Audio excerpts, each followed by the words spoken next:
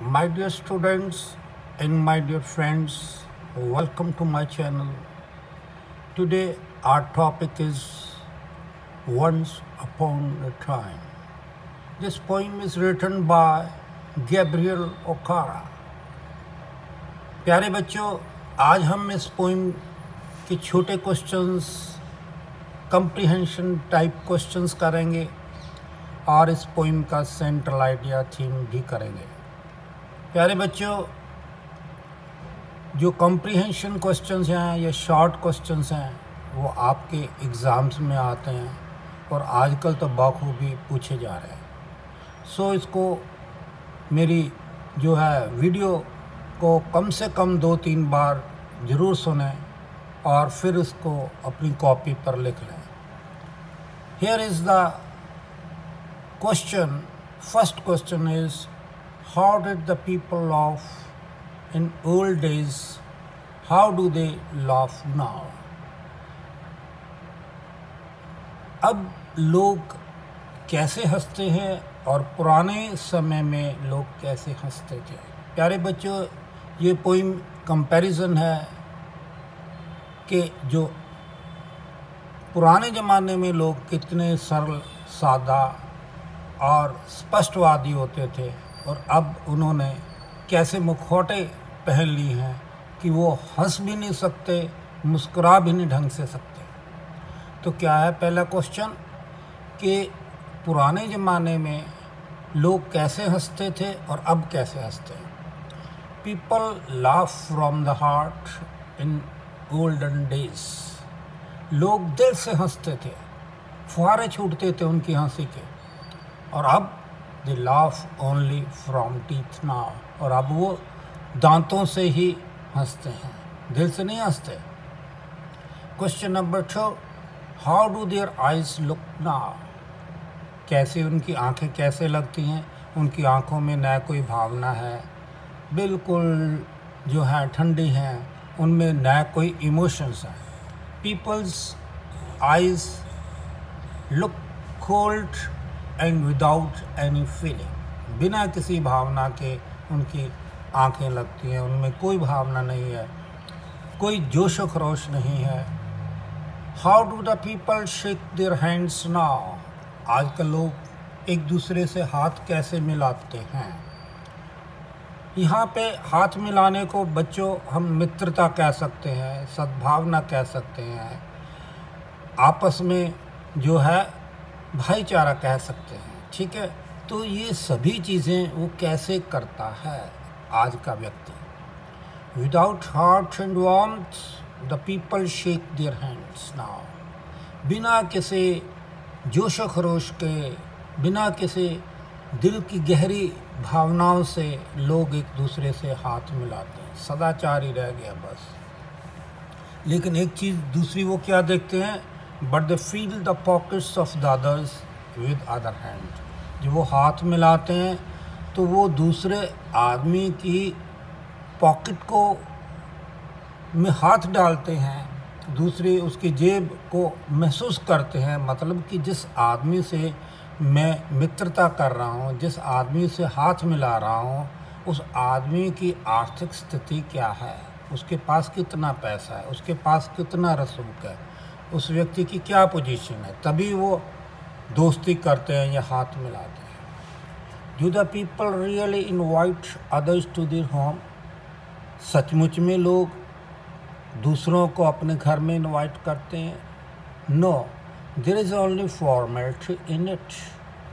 Formality है, एक व्यवहारिकता ही है कि आई यार कर आई, आना घर आना, हाँ कभी दर्शन दो।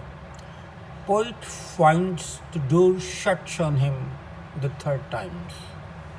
कवि जब किसी के घर जाता है, तीसरी दफ़ा घर जाता है तो दरवाजे उसके लिए बंद होते हैं। ठीक है, सो आदमी जो है इस तरह की जो है जीवन जी रहा है आजकल। What all things has the poet learned? Poet ने क्या चीज़ें सीख ली हैं। The poet has learned all the artificiality and hypocrisy in life. कवि ने भी आर्टिफिशियल लाइफ जो है, जो कृत्रिम लाइफ जो है, जो नेचुरल ज़िंदगी नहीं है, उसको छोड़ के आर्टिफिशियल लाइफ जो कि हिपोक्रेसी से भरी हुई है, उसको सीख लिया।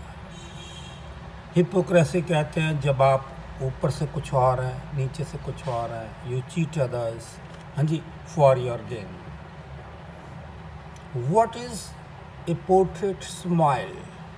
पोर्ट्रेट स्माइल क्या होती है? बच्चों, आपने तस्वीर देखी होगी, उस पर जब हम तस्वीर खींचते हैं, जब हम फ़ोटो खींचते हैं, तो अक्सर ही स्माइलिंग फेस में खींचते हैं, और जैसी हमारी स्माइल होती है हमेशा ही वैसी ही रहती है।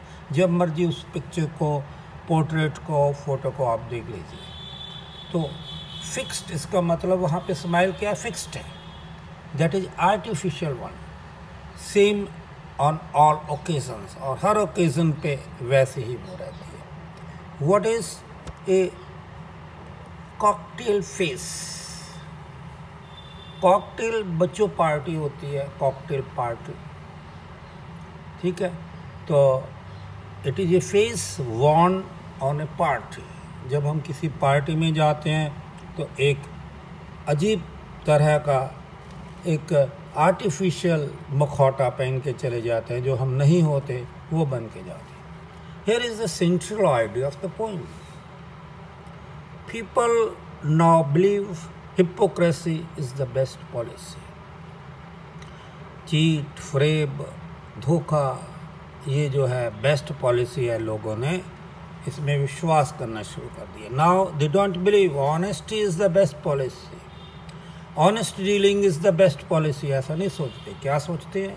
Hypocrisy is the best policy. We are fragmented personality, हम बटी हुई पर्सनैलिटीज़ हैं, हमारा व्यक्तित्व बटा हुआ है, कटा फटा हुआ है।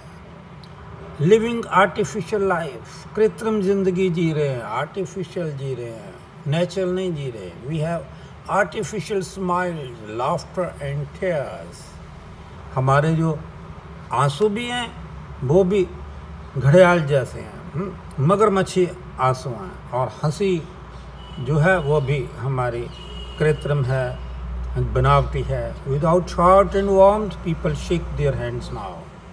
हम हाथ भी हिलाते हैं, मिलाते हैं, तो वो जोश व खरोश से नहीं भरे हुए होते, दिल से नहीं। The worst is they feel the pocket of others home they shake hands. सबसे बुरी बात तो ये है कि हम जब भी किसी से हाथ मिलाते हैं तो उसके आर्थिक स्थिति को देखते हैं, उसकी फिनेंशियल कंडीशंस को देखते हैं, उसके पास कितना पैसा है ये देखते हैं। The people long for good golden time. The poet longs for से होता है बच्चों इच्छा करना, कामना करना। कवि उस सुनहरी समय के, पुराने समय के, जो कि बहुत अच्छा था, उसकी इच्छा करता है, उसकी कामना करता है कि काश वो दिन दोबारा लौट आए। When man was for a man, वो समय क्या था कि आदमी के लिए खड़ा होता था। Man was for a man, व्यक्ति जो था आदमी के लिए खड़ा होता था। There was no portrait smile and cocktail faces. Portrait smiles नहीं थी, फोटोजेनिक स्माइल्स नहीं थी, और हम मखौटे नहीं पहनते थे। So this was all about poem Once Upon a Time written by Gabriel Okara. प्यारे बच्चों, if you have not subscribed my channel, do subscribe it for more educational videos. Thank you very much. So nice of you.